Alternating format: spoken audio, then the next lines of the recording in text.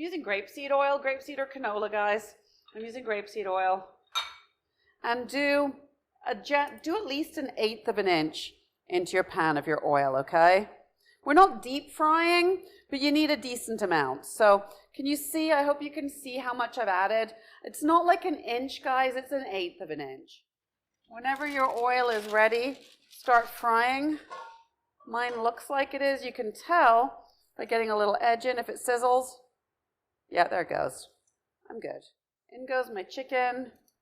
1, 2 pieces, like so.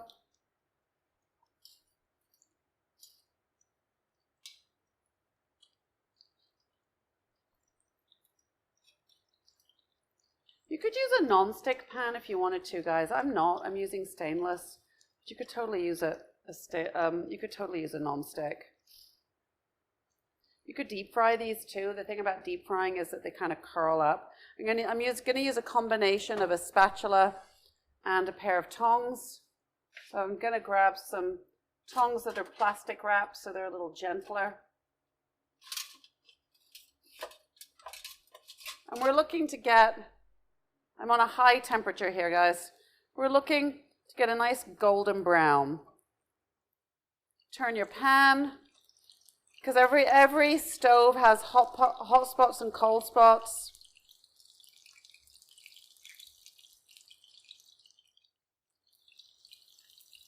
Guys, that's my first one. Second one. Yeah, and that's the thing that happens. If your pan isn't hot enough, it's going to stick. I'm turning my pan down now to medium-high because it's going really fiercely. But that's what I'm looking for, is that kind of golden and not sticking. So I'm now golden brown on both sides. I can show you.